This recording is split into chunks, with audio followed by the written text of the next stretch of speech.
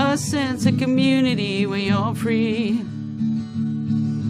Rolling through the mountains, rolling through the valley, rolling through paradise with me.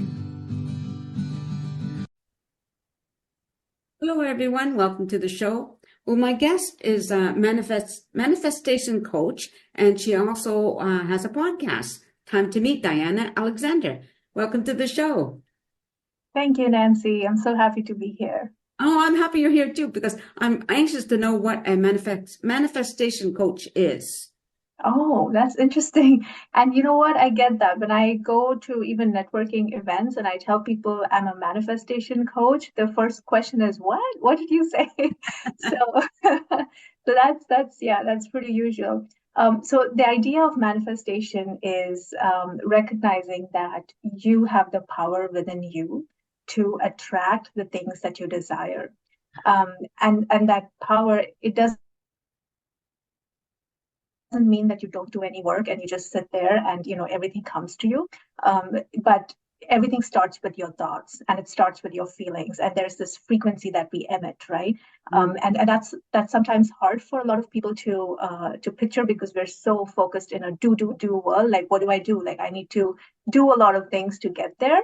But when I'm coaching people through manifestation, is the main idea is helping them get behind and first look at the frequency that you're emitting, right? Look at your thoughts, look at your emotions, and then from there to take inspired action. And it just makes life so much easier, right? So yeah, that's what I do. So when did you start doing that? So I started coaching for manifestation just a couple of years ago, but I have been personally manifesting for 15 years now. And I never talked about it, or I never even considered that as a career, because I just thought nobody wanted to know about it, because at least 15 years ago in my world, nobody was talking about manifestation. And so now that it's a little bit more popular, and I have felt this deep knowing that this is what I'm meant to do, and it just lights me up to talk about it. And so this is what I do now. So in a way, it's kind of like a vision board, only with a person helping you through it, right? Vision board is a part of it. But a big part of manifestation, especially the coaching that I do, is helping people look at your limiting beliefs. And helping them release that, right? So we do a lot of, subconscious reprogramming, a lot of awareness into, why you're, believing certain things, because that literally makes or breaks, whether you can achieve something or not. So for your clients, do you get more males and females, or what is the ratio? It's a lot of females, and I do have sometimes, and when I talk about my business, I focus on women, and I've had men reach out and say, "Hey, what about us?" Yeah. So, but I have mostly worked with women, and with my husband, like, he gets free coaching all the time, so he's one person that I actively help. It's mostly women, and older women about 35, over that, yeah. Because that's a good age, I'm thinking, because before that, I mean, your head's in a different place, right? Yes, exactly. Yeah. Okay. So, did you have to take training for that, or as you said, you just started on your own, like with your own self? Yes. So for manifestation, I think this was around 15-ish years ago. I was in India. I grew up in India. And my brother, one day he came home, he was so excited, and he got my mom and my dad. He's like, "Come sit on the sofa, and there's this movie you have to watch," right? Yeah. So we sit there, and the movie was The Secret. And at the time I was like a 20 something, just almost getting out of college. And so I was about to start my career. So at that point, in my idea, what I saw from my parents and the people around me, was that I would have to work very hard, and there would be a cap. There's only this much I can achieve. And, that's just what life is. And so for someone who was believing that, to watch a movie, The Secret, where they're telling you that it doesn't matter where you are, it doesn't matter where you come from, you can achieve anything that you desire, right? Like, that felt like gold to me, right? And I was like, I hope this is true. But I'm also a very realistic person. And so I said, you know what, I'm going to test this out. Like I was still in college at the time. Right. And so I said, I'm going to set myself a massive goal, something that's so big that I've never done ever before. And so if it does happen, I would know that it's this that has worked, right? Right. And so if you know anything about like Indian parents, you know that studying and getting good grades is a big deal for us, right? So my entire life, I was trying really hard to get good grades and to like be on top of the class. Mhm. But I never was able to do that. I was always like above average, but I never was on top of the class with the highest marks. And so that year I said, that's my goal. I'm going to, set the goal and get like the highest grade. And that entire year I did everything that I learned in that movie. It was just little bits here and there. Right. And by the end of the year, it happened.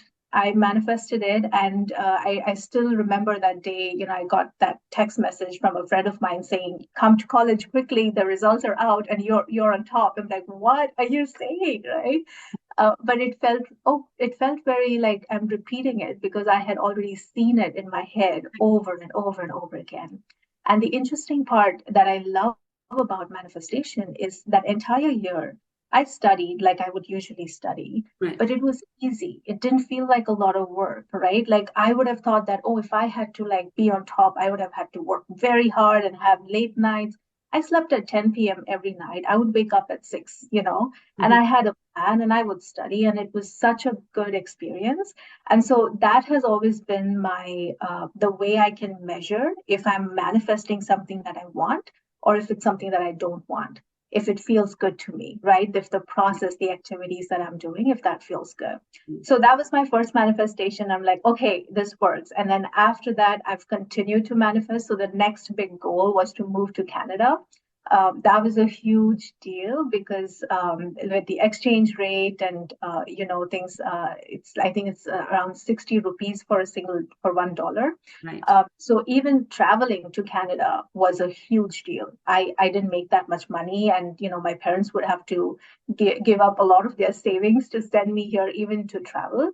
And so it felt like one of those things that I could possibly try to manifest. Right. So that's something that I manifested as well. So I've continued to manifest different things in my life, and it's just something that I was doing.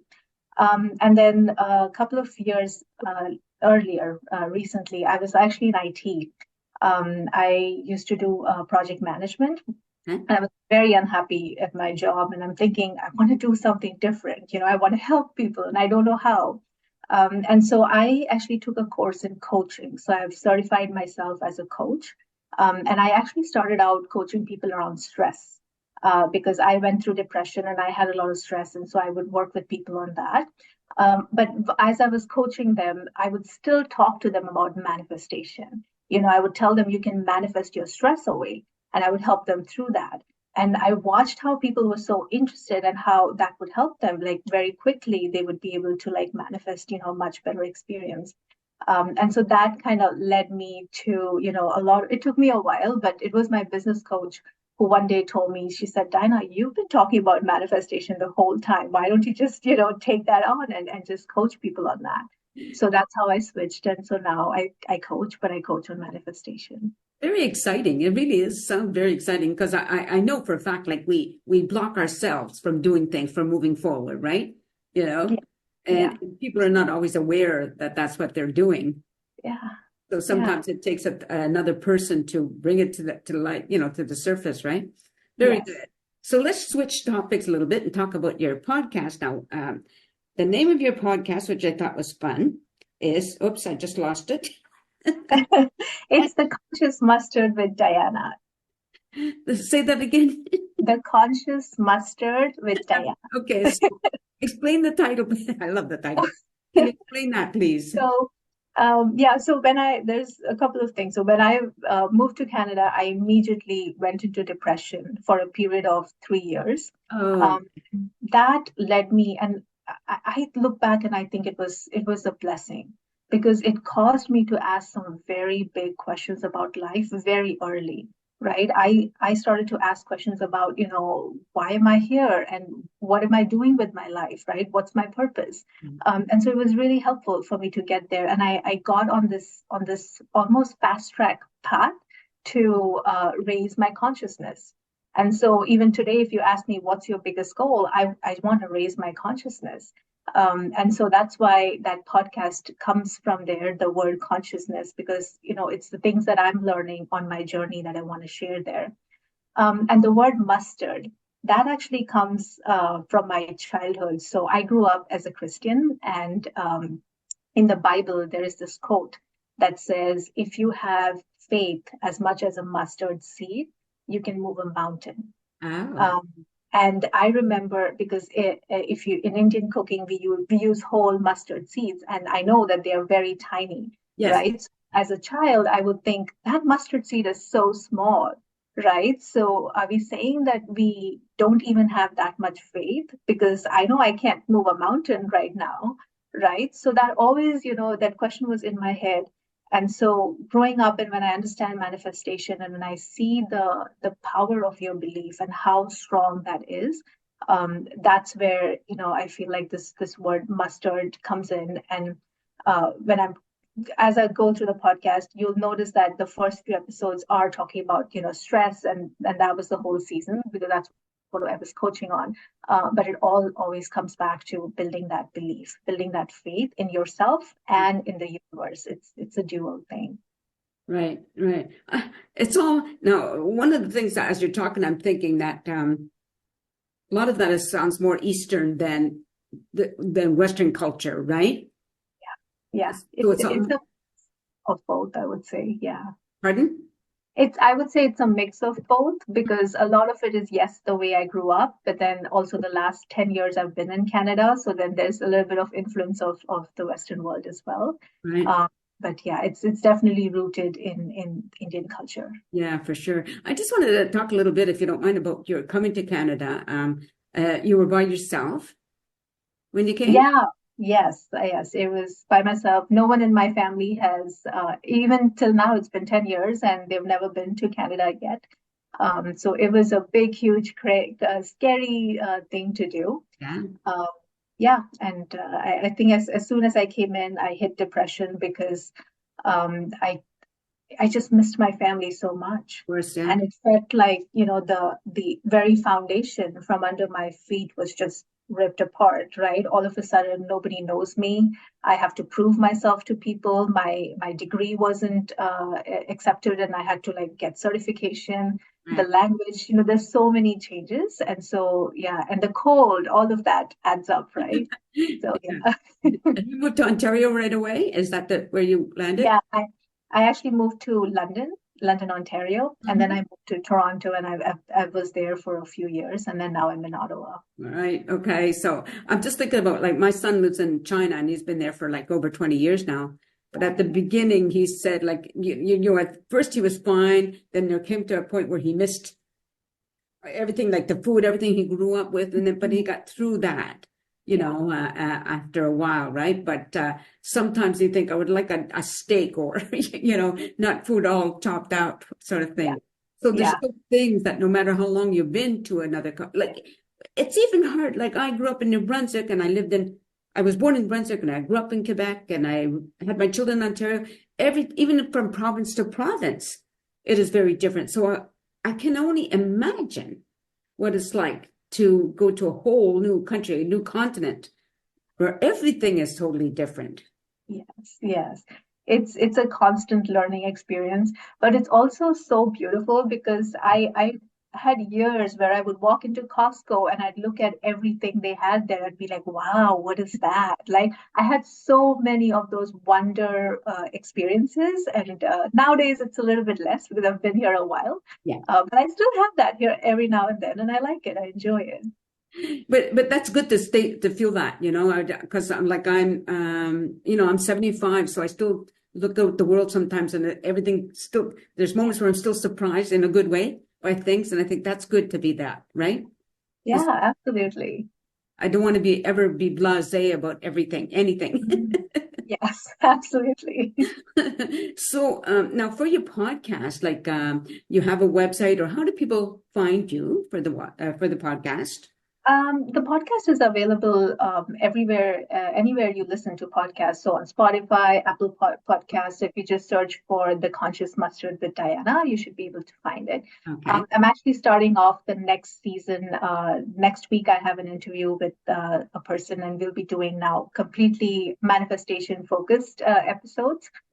So far, it's been a lot of stress management. There are a few episodes on manifestation there, but now I want to like fully focus on that, bring in some guests. So we'll be starting that off next week. So I'm very excited about it too. Yeah, very good. Well, good luck with that. That sounds wonderful, actually. Thank you. Well, I think we've covered everything. Yeah. Yeah, okay. So just stay on camera.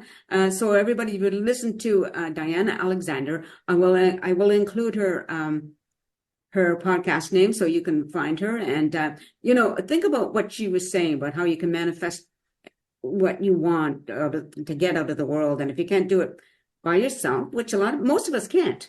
So reach out to her, and I'm sure she could help you. And thank you everybody very much for watching the show. I hope you continue to do so. Take care and peace out.